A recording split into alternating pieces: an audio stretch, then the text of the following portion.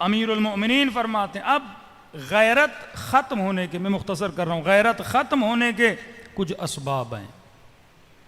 کون سی چیزیں انسان کی غیرت کو ختم کرتی ہیں؟ ہم نے ان سے بچنا ہے۔ اب یہ آتے ہیں شیطان کے سپاہی، لشکر جہل کے سپاہی، کہ میں ایسا کون سا کام کروں جس سے غیرت ختم ہو جائے گی۔ ہر چیز کا ایک سائیڈ ایفیکٹ ہوتا ہے کہ اسلام جو حکم دیتا ہے نا، یہ حلال ہے یہ حرام ہے، ان کے سائیڈ ایفیکٹس ہیں۔ حلال کھاؤ گے اچھا ایفیکٹ پڑے گا، حرام کھاؤ گے برا ایفیکٹ پڑے گا۔ فرماتے پہلی چیز جس سے غیرت ختم ہوتی ہے، ضرب فی منزل الرجل 40 یوما البربت فلا یغار۔ فرمایا جس کے گھر میں 40 دن موسیقی گانا بجانا چلے، اس گھر میں رہنے والوں سے خدا غیرت کو اٹھا لیتا ہے۔ حدیث معصوم۔ جس گھر میں 40 دن فحشا ہو۔ اب موسیقی کا باب بہت بڑا ہے۔ کون سی موسیقی؟ جس کے سننے سے انسان کی شہوت ابھرے۔ کون سی شعر و شاعری جس کے سننے سے انسان کی شہوت کو ابھارا جائے۔ کہ 40 دن اگر گھر میں موسیقی گانے بجانے ہوں گے، اس گھر سے غیرت ختم ہو جاتی ہے۔ اب پھر کہتا ہوں کلمات میں حکمت ہے۔ اب کوئی جوان کے مولانا آپ نے کہا 40 دن 35 دن چلائیں، تو 40 دن میکس بتایا جا رہا ہے۔ اب ڈاکٹر آپ کو بول رہا ہے بھائی 200 پہ اگر شوگر چلے گی خطرناک ہے، بولے ڈاکٹر صاحب پہ 150 کا مسئلہ نہیں ہے نا، ایسا نہیں ہے۔ مطلب تجھے میکسیمم چیز بتائی جا رہی ہے کہ 40 دن اگر ہو گئے تو غیرت گئی تمہارے گھر سے۔ تو اہل تقوی کے گھروں میں موسیقی کے آلات اسباب نہیں ہوتے۔ کون سی موسیقی؟ جس کے سننے سے شہوت کو ابھارا جائے۔ عرب کے معاشرے میں گندی شعر و شاعری ہوتی تھی۔ آج بھی آپ عربوں کی شاعری اٹھائیں گے نا، بے انتہا گندی، جس میں خواتین کے اعضاء کو وصف کیا جاتا تھا گندے طریقے سے، جس طرح فلموں میں آئٹم سانگز آتے ہیں۔ کام یہ ہوتا ہے کہ ایک عورت کے اعضاء کو وصف کیا جائے، شعر و شاعری میں یا دکھا کر یا موسیقی اور اس گانے بجانے کے ذریعے سے اگلے کی شہوت کو ابھارا جائے۔ فرمایا الغنا اشد من الزنا، غنا زنا سے بدتر ہے۔ اب اس کی بھی حکمت سمجھو، غنا زنا سے بدتر ہے۔ یہ نہیں کہ ایک ہلکا سا میوزک چل رہا آپ بولو یہ زنا ہے، نہیں۔ کون سا میوزک؟ عرب کیا کرتے تھے اپنے معاشرے میں؟ مکے کے 2 حصے ہوتے تھے، مکے کا نچلا حصہ، اوپر والا حصہ۔ نچلے حصے میں غریب مڈل کلاس رہتے تھے، اوپر والے حصے میں امیر، پیسے والے، ہائی کلاس لوگ۔ یہ تقسیم آپ کے کراچی میں بھی ہے، ڈی ایچ اے چلے جاؤ امیروں کا علاقہ، پھر نیچے آ جاؤ غریبوں کا علاقہ۔ اوپر کون رہتے تھے؟ امیر۔ اب ہر روز رات کو مکے کے اوپر والے حصے میں غنا ہوتی تھی۔ غنا کیسے ہوتی تھی؟ مکے کی گندی عورتوں کو جمع کرتے تھے، ڈف بجتا تھا، میوزک بجتا تھا، اور اس میوزک پہ عورتیں ڈانس کرتی تھیں۔ میوزک پلس میں ڈانس، جس سے پورے جوان وہاں جمع ہوتے تھے، مکے کے مرد جمع ہوتے تھے، اور ان جوانوں کو خراب کیا جاتا تھا کہ الغنا اشد من الزنا، یہ غنا ہے۔ خالی میوزک نہیں، ایک ایسا میوزک جس میں شاعری بھی گندی ہو، جس میں یہ چیزیں بھی ہوں، ڈانس بھی ہو، وہ اگر 40 دن معصوم فرماتے کسی بھی گھر میں چلے، اس سے کیا ہوتا ہے؟ غیرت ختم ہو جاتی ہے۔ یہ فلمیں کیوں بنائی گئیں؟ کون سا مسلمان تھا پاکستان میں جس کے گھر میں انڈین فلمیں نہیں چلتی تھی؟ آج کون سی پاکستانی فلم ہے جس میں گانا، یہ گانے کا جو حصہ ہے نا، گانے کا حصہ، یہ غیرت کو ختم کرنے والا حصہ ہے۔ جب تو دیکھے گا تیرے اندر سے غیرت ختم ہو جائے گی، جب تو دیکھے گا تیرے اندر سے حیا ختم ہو جائے گا۔ معصوم فرماتے تمہارے دل کو الٹا دیتا ہے، پھر نہ حیا نہ عفت، معاشرہ تباہ و برباد ہو جاتا ہے۔ مسلم معاشرہ وہ ہے جس معاشرے میں کیا پائی جائے؟ غیرت پائی جائے۔ صلوات پڑھے محمد و آل محمد پر۔ دوسری چیز معصوم فرماتے ہیں جس سے غیرت ختم ہوتی ہے، وہ ہے مکس گیدرنگ، اختلاط۔ مرد اور عورت کا آپس میں مکس ہو جانا اختلاط ہے۔ امیر المومنین کی حکومت میں مولا علی کو پتا چلا کہ عورتیں سڑکوں پہ چل رہی ہیں اور ایک باریک گلی ہے، سب کو پتا ہے یہ گلی باریک ہے، اچانک رش ہوتی ہے، سب چلتے ہیں، مردوں کے کاندھے عورتوں کے کاندھوں سے ٹکراتے ہیں۔ علی کو پتا چلا غیرت اللہ کا مظہر۔ کبھی ایسی جگہ پہ اپنی ماؤں بہنوں کو نہ لے جایا کرو جو ایک کنجسٹڈ جگہ ہو، جہاں پہ مرد اور عورت کا کاندھا ملے۔ کہ علی کو خبر پڑی، مولا فرماتے سمعتو ان النسائکم یدافعن الرجال، میں نے سنا ہے کہ تمہاری عورتیں مردوں سے کاندھے ٹکراتی ہیں۔ لعن اللہ من لا یغار، علی فرماتے خدا کی لعنت ہو اس مرد پہ جو غیرت نہ کرے اور یہ سنے بھی کہ تمہاری عورتیں مردوں کے ساتھ چل رہی ہیں۔ ایک خاتون کو یہ پتا ہونا چاہیے کہ میرا چلنا کیسا ہے۔ دشمن بڑے بڑوں کو گمراہ کرنے کے لیے عورتوں کو استعمال کرتا تھا۔ امام حسن نماز پڑھ رہے تھے، مولا حسن کے دشمن نے ایک جگہ پہ امام نماز پڑھ رہے تھے، اس نے خاتون کو بھیج دیا۔ اب مولا حسن نماز پڑھ رہے ہیں، یہ خاتون عشوہ گری کرنے لگی، اپنے وجود، ناز کہتے ہیں، اسلام کہتا ہے عورت بات بھی کرے تو اس انداز سے نہ کرے کہ مرد کو اٹریکٹ کرے۔ فقہ اہل بیت میں میک اپ کرنا حرام ہے اگر تو نامحرم کے سامنے جا رہی ہو، حرام ہے، حرام۔ مولانا تھوڑی سرخی لگا، حرام ہے بندے خدا۔ اب اگر میں اس پہ مجلس پڑھوں کہ سرخی کیوں لگائی جاتی ہے، اصلاً سرخی کیوں بنی، اس کے پیچھے آپ سائنس تو پڑھیں۔ تقدس ممبر بعض اوقات اجازت نہیں دیتا کہ میں ایسی چیزیں بتاؤں۔ آپ اس کی ہسٹری پڑھو کہ گالوں کی لالی اور سرخی کیوں، اس کے اوپر پوری کتاب ہے کہ جس نے یہ میک اپ بنایا تھا کیوں۔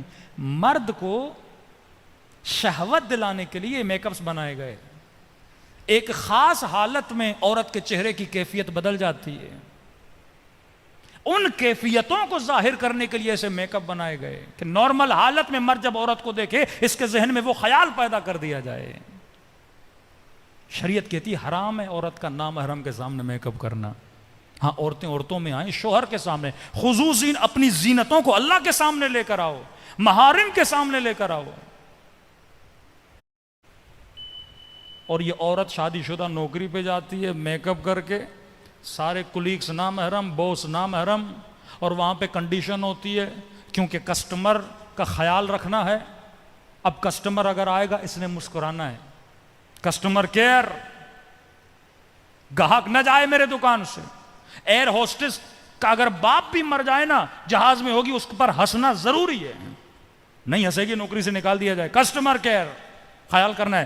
جھوٹی کی ہنسی، منافقت، صبح سے شام تک جھوٹے طریقے سے نامحرموں کے سامنے ہنستی ہے، اپنی ساری انرجی نامحرموں کے لیے رات کو گھر آتی ہے، ساری افسردگی، سارا غصہ، ساری ناراضگی کس کے لیے؟ اپنے محرم شوہر کے لیے۔ لعنت بھیجتا ہے خدا ایسی عورتوں پہ۔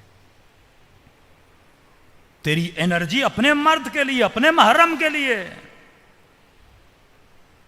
اے جوان اپنی محبت کو حرام کے لیے ضائع نہ کرنا، یہ محبتیں حلال کے لیے ہیں، یہ قلب حسین کے لیے بنا، نجاستوں کو اس قلب میں نہ ڈالنا۔ 10 منٹ تجھے وقت نہیں ماں سے بات کرنے کے لیے، گھنٹوں گھنٹوں تو نامحرموں کے ساتھ اپنا وقت ضائع کرتا ہے۔ سوال ہوگا پروردگار کہاں پہ اپنی انرجی کو؟ علی کہتے ہیں لعنت ہے کہ جن مردوں کی غیرت ختم ہو گئی ہے۔ قرآن کی آیت ہے، حبیب بتا دے خواتین کو، یدنین علیہن من جلابیبہن، عربی میں 2 لفظ ہیں، خمار، جلباب۔ خمار کہتے ہیں اسکاف کو۔ 2 حکم ہیں خواتین کے لیے، بالوں کو چھپائیں اسکاف کے ذریعے، جلباب کہتے ہیں بڑے کور لباس کو، اب وہ جبے کی صورت میں ہو، عبایا کی صورت میں ہو، ایک بڑی چادر کی صورت میں ہو۔ 2 چیزیں ہر عورت پر پہننا واجب ہے۔ خمار پہنے تاکہ اسکاف ہو، ہیڈ کور ہو، ہیڈ کے ساتھ ساتھ چھاتی کور ہو۔ اس کے بعد کیا پہنے؟ جلباب۔ جلباب یہ حکم صریح ہے، نص قرآن ہے۔ آیت اللہ فاضل انکرانی کہتے ہیں جو لوگ حجاب سے بچنا چاہتے ہیں اللہ کی لعنت ان لوگوں پر، کہتے ہیں نص قرآن کا وہ انکار کرتے ہیں۔ 2 چیزیں ہر عورت پر واجب ہے۔ مقنا پہنے، اسکارف پہنے یا پاکستانی دوپٹہ پہنے تاکہ سر کے بالوں کو چھپائے، دوسرا کیا پہنے؟ جلباب پہنے۔ اب وہ کسی بھی اپنے کلچر کے حساب سے کوئی ایسا لباس پہنے جس سے اس کے بدن کے اندام اور سائز کا نامحرم کو پتہ نہ چلے۔ اب دشمن نے حجاب کو بھی فیشن بنا دیا۔ آپ جا کر دیکھیے ترکی کے لوگ، لیبنان کے لوگ، بعض ویسٹرن میں رہنے والے لوگ اسکارف پہنا ہوا ہے، نیچے سے جلباب نہیں ہے، یعنی ایک حصے پہ عمل کر رہی ہے دوسرے پہ نہیں کر رہی۔ اسکارف پہنا ہوا ہے، ایک بال نظر نہیں آ رہا، لیکن ٹائٹ گاؤن پہنا ہوا ہے، ٹائٹ کپڑے پہنے ہوئے ہیں۔ یہ حرام ہے، حکم صریح قرآن کے خلاف ہے۔ ایک خاتون جب روڈ پہ نکلتی ہے، کتنے مردوں کے آنکھوں میں شیطانی تیر پھینکتی ہوئی جاتی ہے۔ اس کا سوال کرے گا پروردگار عالم۔ صلوات پڑھے محمد و آل محمد پر۔